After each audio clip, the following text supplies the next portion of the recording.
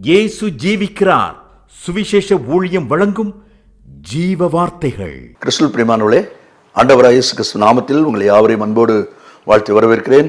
இந்த நிகழ்ச்சி மூலமாய் மீண்டும் நம்மை சந்திக்க கிருபை செய்த கர்த்தருக்கு ஸ்தோத்திரம் உண்டாவதாக. தொடர்ந்து ஒரு வாரம் இந்த நிகழ்ச்சிகளை கேளுங்கள். உங்களுடைய கருத்துக்களை எங்களுக்கு தெரியப்படுத்துங்கள்.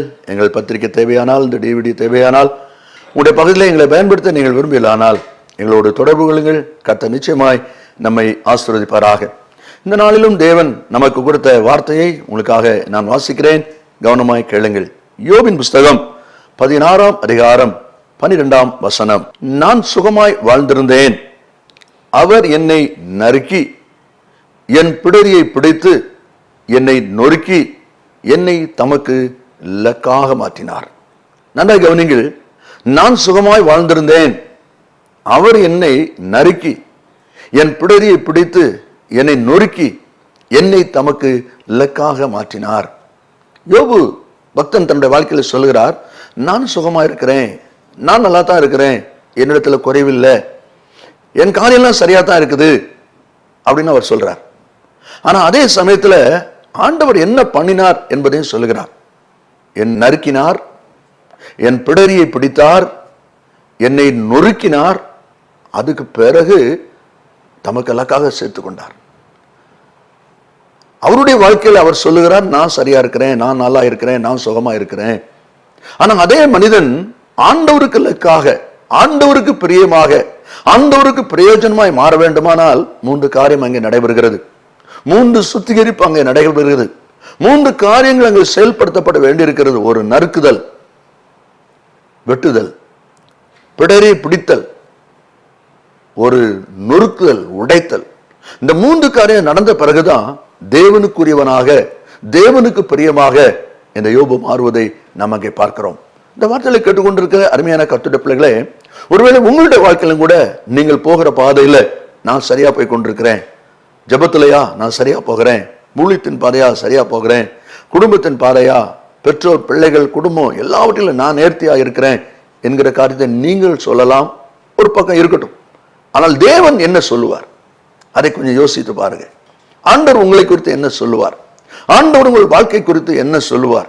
நீங்கள் நடந்து கொண்டிருக்கிற காரியங்களை குறித்து என்ன சொல்லுவார்?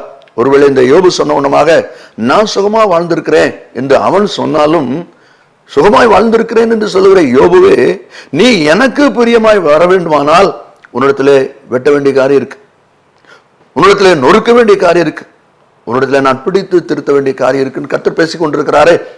அப்படின்னா இந்த வார்த்தையில கேட்டுக்கொண்டிருக்கிற நீங்களும் கூட உங்களை சற்று யோசித்து பாருங்க. உன்னத பாட்டு புஸ்தகம் 1:5 சொல்லப்பட்டிருக்கிறது, நான் கருப்பா இருந்தாலும் அழகா இருக்கிறேன். ஒருவேளை பல காரியத்துக்கு இந்த வசனங்கள் உபயோகிப்பாங்க. ஆனா கருப்பு என்பது துக்கத்துக்கு அடையாளம், உலக பிரகாரம். ஆனா ஆவிக்குரிய பிரகாரத்துல பாவத்துக்கு அடையாளம். அவன் என்ன சொல்லுகிறான்? கருப்பா இருந்தாலும் அழகா இருக்கிறேன்னா, பாவம் செய்தாலும் நான் நல்லா தான் இருக்கிறேன், என் காரியம் ஓஹோடு தான் இருக்கு, என் காரியம் ஜெயமா தான் இருக்குது. ஆனா நல்லா தெரிஞ்சுக்கிடுங்க, நீ பாவம் செய்தேன்னா அதுக்குரிய தண்டனை உண்டு. உன் வாழ்க்கையில குறை வரும்பொழுது அதற்குரிய தீர்ப்பு உண்டு. அது ஒரு நாளும் முன்ன விட்டு போகாது. அதுவும் ஒரு நாள் ஒருத்தரும் அதை தடுக்க முடியாது. அதனால நீ உன்னை பெருமை பாராட்டி கொள்ள வேண்டாம். ஒருவேளை மற்றவங்களுக்கு தெரியாது, மற்றவங்களுக்கு முன்னாலே உங்களை நீங்க பெரிய மனுஷனா காண்பிக்கலாம், பக்திமானா காண்பிக்கலாம், பரிசுத்தவானா காண்பிக்கலாம். கர்த்தர் உங்கள் அந்தரங்கத்தை அறிந்திருக்கிறார், உங்கள் மறைவான பகுதி அறிந்திருக்கிறார், உங்க வாழ்க்கையில் இருக்கிற கேடுபாடுகளை அவர் அறிந்திருக்கிறார். அதனால பாவத்தோடு விளையாடுகிற சுபாவத்தை இன்றோடு நிறுத்திக் கொள்ளுங்கள். நான் கருப்பா இருந்தால் அழகா இருக்கிறேன்னு சொன்னது போல, பாவத்தை நான் செய்யறவனா இருந்தாலும், குறைவுகள் என் வாழ்க்கையில் இருந்தாலும், எல்லாருக்கும் மத்தியில் நான் கனமா இருக்கிறேன், கம்பீரமா இருக்கிறேன், மரியாதை இருக்கிறேன், இன்னைக்கு அதை நிறுத்திடுங்க. உங்க வாழ்க்கையை சீர்படுத்துங்க. தேவனுக்குரியவர்களாய் நீங்கள் மாற வேண்டும் என்று ஆண்டவர் எதிர்பார்க்கிறார். அதே போல யோபின் புஸ்தகம் 19:4 நம்ம வாசிக்கும் போது, நான் தப்பி நடந்தது மெய்யானாலும் என் தப்பிதம் என்னோடு தான் இருக்கிறது என்று சொல்கிறார். நான் தப்பி நடந்தது மெய்யானாலும் என்றால் நான் தப்பு செய்தது உண்மைதான், அதோட நிறுத்திடணும், அடுத்து பேசக்கூடாது. நீ தப்பு செய்து உண்மைன்னு சொல்லுகிற மனுஷன் அதை திருத்தணும். ஆனா நீ என்ன பண்ற? யோபு என்ன சொல்லுகிறார்? நான் தப்பி நடந்தது மெய்யானாலும் அந்த தப்பிதம் என்னோடு தான் இருக்கிறது. பொதுவா உலகத்துல சிலரிடத்துல பேசும்போது, என்ன தம்பி, என்ன அக்கா அப்படி பேசிட்டீங்களே, இவ்விதமா சொல்லிட்டீங்களே, கொஞ்சம் நிதானமா போயிருக்கலாமே. அவங்க சொல்லுவாங்க, ஆமா நான் பேசுனது தப்பு தான், அதுக்கு இப்ப என்ன பண்ணணும் யோசிங்க. நான் பேசுனது தப்பு தான் சொன்னவங்க அதுக்கு வருந்துறேன், நான் அப்படி பேசியிருக்க கூடாது, கொஞ்சம் நிதானமாக நம்ம யோசிச்சிருக்கணும், கொஞ்சம் கவனமா செஞ்சிருக்கணும் அப்படி சொன்னாங்கன்னா அவங்களுக்குள்ளே உணர்வு இருக்குன்னு அர்த்தம். தான் செய்த தவறுக்கு அவங்க உணர்கிறாங்கன்னு அர்த்தம். ஆனா அதே சமயத்துல ஆமா இப்ப நான் பேசுனது தப்பு தான், அதுக்கு இப்ப என்ன பண்ணணும் அப்படின்னு சொன்னாங்கன்னா இந்த ஆட்களை ஒண்ணும் செய்ய முடியாது. நீங்க எப்படிப்பட்டவங்களா இருக்கீங்க கொஞ்சம் யோசித்து பாருங்க. இல்ல 3 காரியங்கள் சொல்லப்பட்டிருக்கிறதை பார்க்கிறோம். நான் சுகமா இருக்கிறேன், நல்லா இருக்கிறேன்னு யோபு சொல்றாரு. ஆனா ஆண்டவருக்கு பிரியமான ஒரு மனுஷனா யோபு மாறுவதற்கு ஆண்டவர் 3 காரியங்களை செய்தார். முதலாவது, அவர் என்னை நறுக்கினார் என்று சொல்லப்பட்டிருக்கிறது. நறுக்கினார் என்றால் வெட்டினார். அப்போ பொதுவாக நம்ம ஒரு பாத்திரத்தை ஒரு காரியத்தை நம்ம செய்யும்போது ஏதோ ஒரு பக்கம் நீண்டுட்டு இருக்கு, ஓலையில பெட்டி செய்வாங்க. அந்த பெட்டி செய்யும்போது பார்த்தா சில ஓலை நீண்டுட்டு இருக்கும், அதை வெட்டி விடுவாங்க. நறுக்கிறது அதுதான். ஏதோ ஒரு பகுதி நீண்டுகிட்டு இருக்குது, ஏதோ ஒரு பகுதி தலையை காண்பிச்சுட்டு இருக்கு, அது தேவையில்லாத ஒன்று, அதை வெட்டணும். இருக்கட்டும் சமாளிச்சாலும் ஒன்றும் பிரச்சனை இல்லை. இல்லை இல்லை இல்லை, முழுமை என்பது, முழுவடைதல் என்பது, பூரணம் என்பது எதுவுமே நீட்டிட்டு இருக்க கூடாது. வேத புத்தகத்திலிருந்து சில வார்த்தைகளை நாம் வாசிப்போம். யோவான் சுவிசேஷம் 15வது அதிகாரம் 2வது வசனத்தை நாம் வாசிக்கும் போது, என்னில் கனி கொடாதிருக்கிற கொடி எதுவோ அவர் அதை அதிக கனி கொடுக்கும்படி சுத்தம் பண்ணுகிறார் என்று பார்க்கிறோம். கனி கொடுக்கிற கொடி, கனி கொடாத கொடி என்ற அந்த வசனங்களிலே இருக்கிறதை நாம் பார்க்கிறோம். கனி கொடுக்கிற கொடியை அவர் சுத்தம் பண்ணுகிறார், கனி கொடாதிருக்கிற கொடியை அறுத்து போடுகிறார் என்று அந்த வசனத்திலே நாம் வாசிக்கிறோம். அப்படியானால் கனி கொடுக்கிற கொடியும் வெட்டப்படுகிறது, கனி கொடுக்காத கொடி வெட்டப்படுகிறது. கனி கொடுக்காத கொடி வெட்டி அழிக்கப்படுகிறது. கனி கொடுக்கிற கொடி வெட்டப்பட்டாலும் அதற்கு பெயர் சுத்தம் பண்ணப்படுகிறது. நீ சுத்தம் பண்ணப்பட வேண்டும், நீங்கள் சுத்தம் பண்ணப்பட வேண்டும். அதேதான் தேவனுடைய வார்த்தை அங்கே சொல்வதை நாம் அங்கே பார்க்கிறோம். என்னாகமம் 12ஆம் அதிகாரம் 2ஆம் வசனத்திலே மீரியாமும் ஆரோனும் பேசும்போது, கர்த்தர் மோசை கொண்டு மாத்திரம் பேசினாரோ, என்னை கொண்டு பேசலையோ, அந்த சுயமான வார்த்தை கர்த்தர் அதை கேட்டார்னு போட்டிருக்கு. அது வெட்டணும், சுயம் வெட்டப்பட வேண்டும். ஆண்டவர் கேட்டார், என் தாசனாகிய மோசைக்கு விரோதமாய் பேசுவதற்கு உங்களுக்கு பயம் இல்லாமல் போனது என்ன என்று சொல்லி கர்த்தர் கேட்பதை பார்க்கிறோம். இந்த வார்த்தைகளை கேட்டுக்கொண்டிருக்கிற அருமையான கர்த்தருடைய பிள்ளைகளே, நீங்களும் இவ்விதமாக சுயம் நிறைந்த ஒரு வாழ்க்கை செய்வது தேவனுக்கு பிரியமானது, உகந்தது அல்ல. அந்த சுயத்தை ஆண்டவர் வெட்டும்படி விரும்புகிறார். தானியேல் 4வது அதிகாரம் 30வது வசனத்தை நீங்க வாசிப்பீங்கன்னா, நேபுகாத்நேச்சார் சொப்பனம் கண்டு அதுக்கு தானியேல் பதில் சொல்கிறார். ஆனாலும் அவர் என்ன சொல்கிறார் பாருங்க 30வது வசனத்துல, இது என் வல்லமையின் பராக்கிரமத்தினால் என் மகிமை பிரதாபத்துக்கு என்று ராஜ்யத்தின் அரண்மனைக்காக நான் கட்டின மகா பாபிலோன். ராஜாவே, இந்த சொப்பனத்துல பார்க்கும்போது நீங்க பெருமை பாராட்டாதீங்க, பெருமை பாராட்டிங்கன்னா உங்களுக்கு அழிவு வந்துடும் அப்படின்னு அவன் எச்சரிக்கை கொடுத்திருக்கிறான். ஆனாலும் இந்த ராஜா தன்னை மேன்மைப்படுத்துகிறான், தன்னை பெருமைப்படுத்துகிறான். அந்த வார்த்தை முடிஞ்ச உடனே ராஜபாரம் அவனை விட்டு நீங்கிட்டு மிருகங்களோடு அவன் தங்கினான் என்று சொல்லி பின்னாலே நான் வாசிக்கிறோம். ஏன் இப்படிப்பட்ட ஒரு வேதனையின் அனுபவம்? பெருமை. தேவன் பெருமையுள்ளவர்களுக்கு எதிர்த்து நிற்கிறார் என்பது எல்லாரும் அறிந்திருக்கிற ஒரு உண்மை. பெருமை பேசுகிற நாவை கர்த்தர் அறுத்து போடுவார் என்பதும் சங்கீதத்திலே நாம் வாசிக்கிறோம். இந்த வார்த்தையில கேட்டுக்கொண்டிருக்கிற அருமையான கர்த்தருடைய பிள்ளைகளே, பெருமையின் அனுபவங்கள் வெட்டப்பட வேண்டும் என்பதை தேவனுடைய வார்த்தை சொல்வதை பார்க்கிறோம். ஆண்டவரை செல்வில் அரைமுறையாக சிலுவைக்கு நேராக அவரை பிடித்துக் கொண்டு போகிறதை பார்க்கிறோம். உடனே பேதுரு தன் கையில் இருந்த பட்டயத்தை உருவி கூட வருகிற ஆசாவுடைய வேலைக்காரன் காதை வெட்டினான் போட்டு. அவ்வளோ சீசர் வரும்போது இவன் உருவம் வெட்டிட்டான். உடனே ஆண்டவர் அவனுக்கு, வெரி குட் பேதுரு, அவ்வளோ சீசர், நீ ஒருத்தன் தான்ப்பா உண்மை உள்ளவன், நீ ஒருத்தன் தான் என் மேல பாசமா இருந்திருக்கிற, என்னை பிடிச்சிட்டாங்கன்னு உடனே உனக்கு என்ன ஆதங்கம் அப்படியே சொன்னாரு. இல்லை, பட்டயத்தை எடுக்கிறவன் பட்டயத்தினால மடிந்து போவான், பட்டயத்தை உரையில போடுன்னு சொல்லி அந்த வெட்டப்பட்ட காதை எடுத்து அவனுக்கு ஒட்டி சொம்மாய் கொடுத்தார். இந்த வார்த்தையை கேட்கிறவர்களே, ஆண்டவருக்கு நான் செய்யறேன்னு சொல்லி வைராக்கியமா மாம்சத்துல நீங்க செய்யாதீங்க. அதை ஒரு நாள் கர்த்தர் ஏற்றுக்கொள்ள மாட்டார், ஒரு நாள் கர்த்தர் ஏற்றுக்கொள்ள மாட்டார். இந்த பேதுரு கோபத்துல காதல் வெட்டிட்டான்.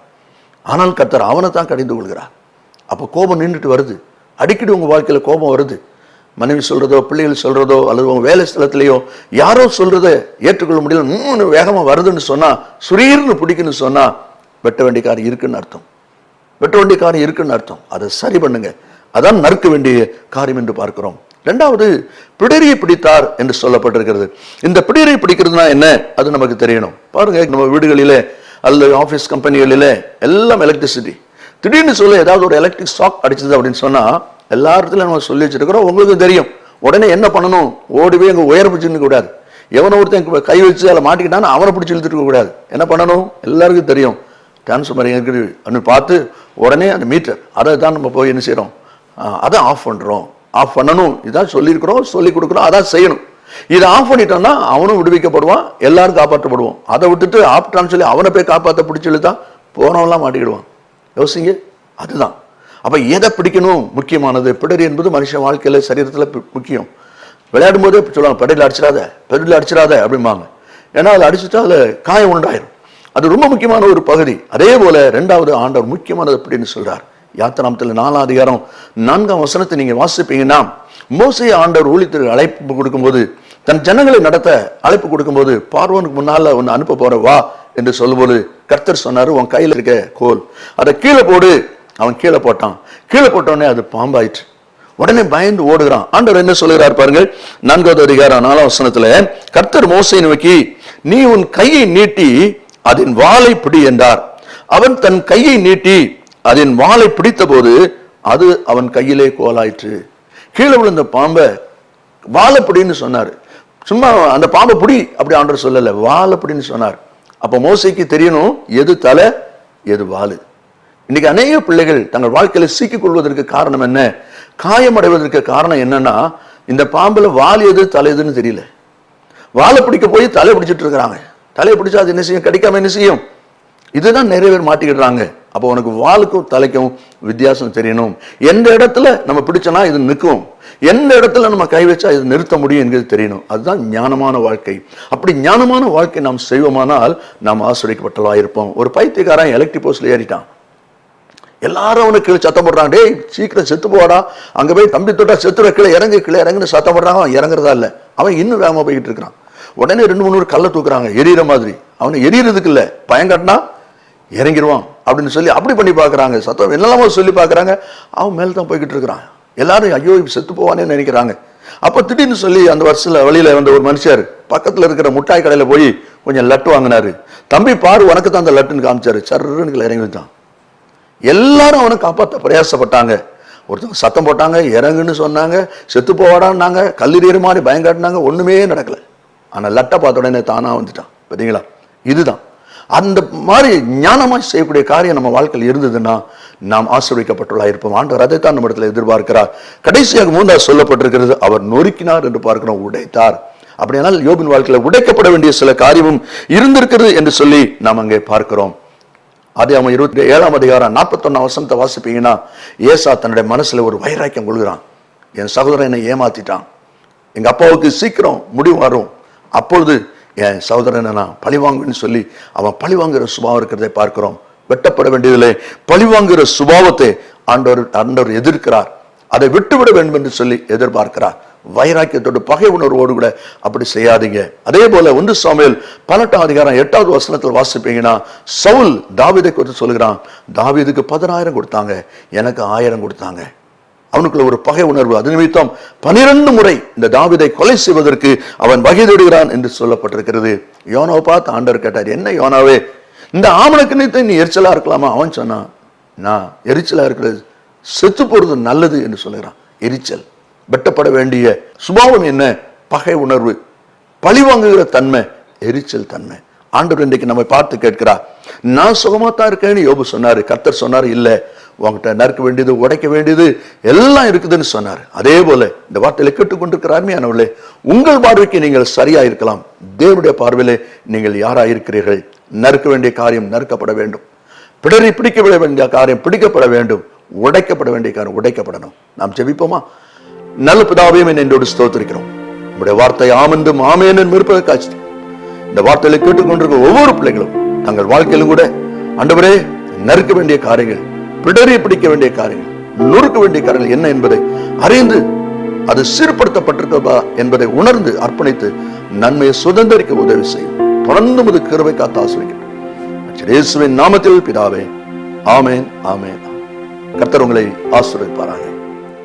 மேலும் விவரங்களுக்கும் உங்கள் ஜெப தேவைகளுக்கும் நீங்கள் எங்களோடு தொடர்பு கொள்ள வேண்டிய முகவரி, ஜீசஸ் லிவ்ஸ் காஸ்பல் மினிஸ்ட்ரீஸ், சகோதரர் John M Jeyaraj, 123A Dohnavur road, Mavadi, Nellai மாவட்டம், தென்னிந்தியா 627107. Cellphone 9431133292. Email yesujivikarar@gmail.com. Website www.jesuslivesministries.org.